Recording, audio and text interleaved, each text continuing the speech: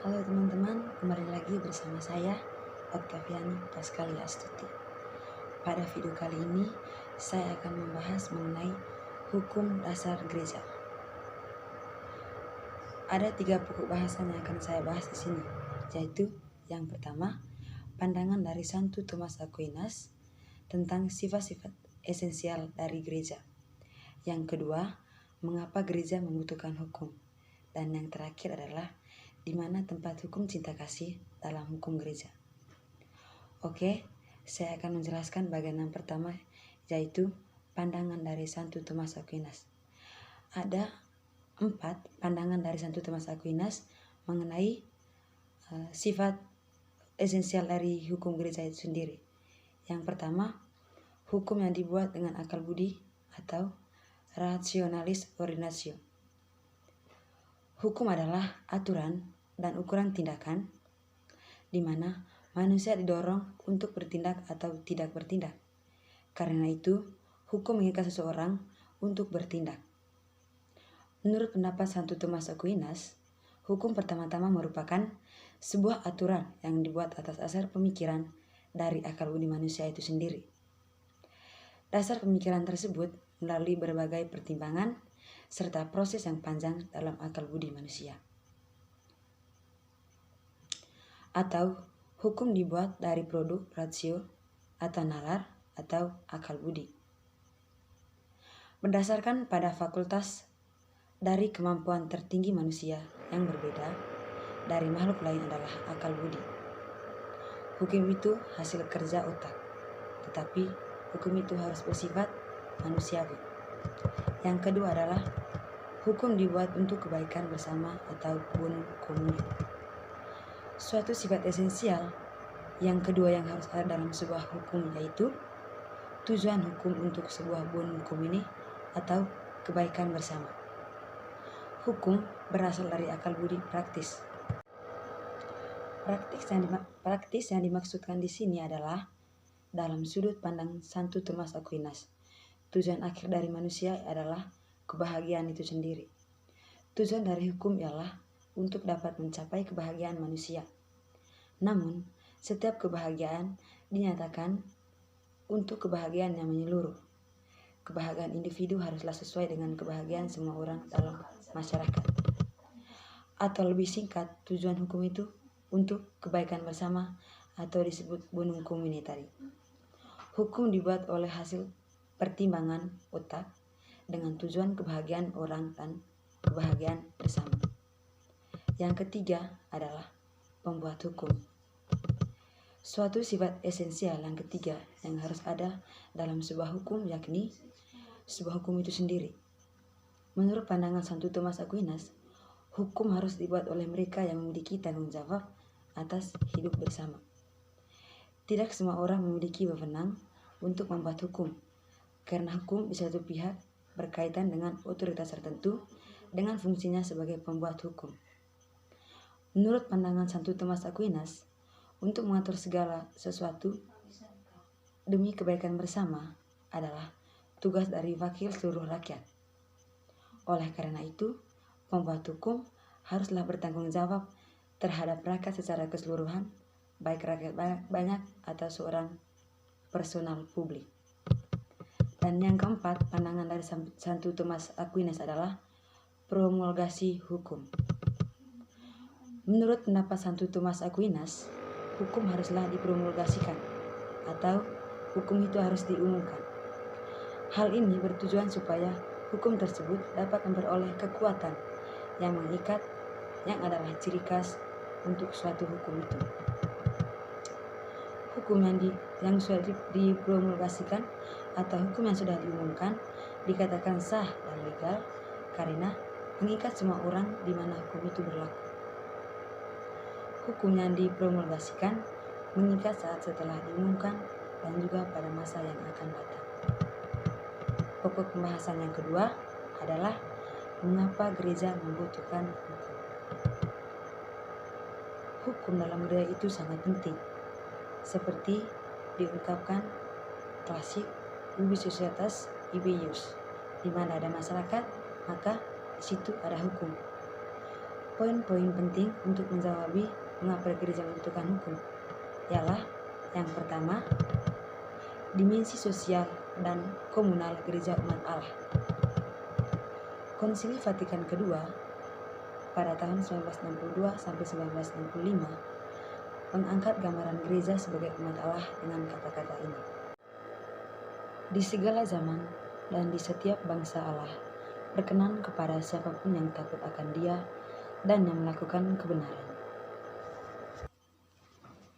Menurut ajaran Katolik, ketika hidup seseorang diangkat ke tatanan adikodrati atau dibaptis, hal itu membawa akibat yang radikal dan total pada pribadi orang itu, baik sebagai individu maupun sebagai anggota masyarakat.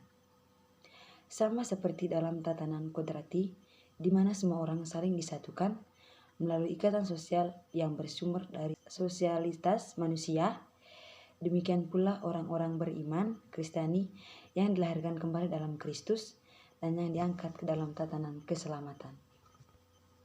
Konsep ini mengandung beberapa karakteristik, yakni yang pertama adalah semua anggotanya memiliki kesatuan atau unity, asal-usul rohani, kesatuan panggilan dan perutusan, kesatuan harta warisan rohani, dan kesatuan tujuan. Bila dalam Perjanjian Lama, kesatuan asal-usul umat didasarkan terutama pada hubungan darah. Dalam Perjanjian Baru, kesatuan umat didasarkan pada persekutuan dengan Kristus, sumber filiasi bersama dalam rahmat. Yang kedua adalah umat Kristiani merupakan kelompok yang begitu kohesif di dalam dirinya dan mereka menghayatinya sebagai analog dengan ius sanguinis. Solidaritas di antara mereka diwujudkan dalam ikatan kasih, afektif, dan tanggung jawab bersama. Solidaritas juga didasarkan pada kesatuan iman dan harta rohani, khususnya sakramen-sakramen. Yang ketiga adalah umat Allah juga memiliki kesatuan misi dan pelayanan di dalam dunia.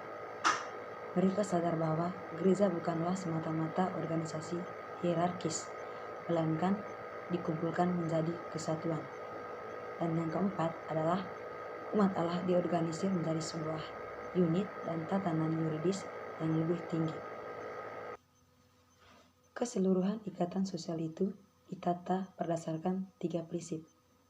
Prinsip yang pertama adalah prinsip kesamaan fundamental atau Principle of Fundamental Equality.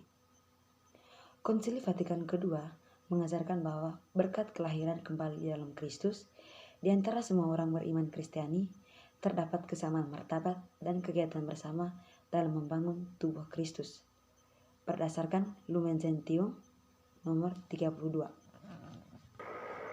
Prinsip yang kedua adalah keberagaman atau Principle of Variety. Anggota umat Allah mengejar tujuan yang satu dan sama dengan cara dan jalan yang beraneka ragam. Prinsip yang ketiga adalah prinsip institusional atau institutional principle. Berdasarkan fungsi dalam gereja ditentukan oleh prinsip institusional yang bersumber dari sang pendiri dan kepala gereja, yakni Yesus Kristus sendiri. Yang kedua, hubungan antara komunitas dan institusi. Gereja umat Allah adalah sebuah realitas yang kompleks, yang terstruktur dan terorganisir oleh faktor institusional dan faktor komunitas atau komunal. Ini mencerminkan karakter ganda gereja, yakni sebagai medium atau instrumen keselamatan dan sebagai sebuah penebusan Kristus. Yang ketiga, hukum sebagai struktur gereja. Struktur yuridis gereja mencakup 3 unsur. Unsur yang pertama adalah unsur konstitusi fundamental, yakni ikatan-ikatan yang menginkorporasikan umat beriman ke dalam gereja dan ikatan dengan hierarki. Yang kedua, unsur-unsur organisator, misalnya jabatan-jabatan gerejawi. Dan yang ketiga adalah norma untuk mengatur perilaku serta mengembangkan aktivitas umat beriman dan para hierarkis.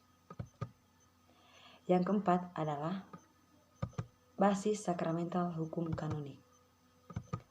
Konsili Vatikan II menegaskan bahwa persekutuan umat beriman Kristiani terstruktur secara organik lewat perayaan sakramen-sakramen berdasarkan Lumen Gentium nomor 11. Ada sekurang-kurangnya 5 sakramen gereja yang perayaan dan penerimaannya menciptakan struktur gereja, yakni baptis, penguatan, ekaristi, tabisan, dan perkawinan. Yang kelima, relasi antara hukum ilahi dan hukum manusia. Hukum ilahi dan hukum manusia bersama-sama membentuk suatu sistem yuridis.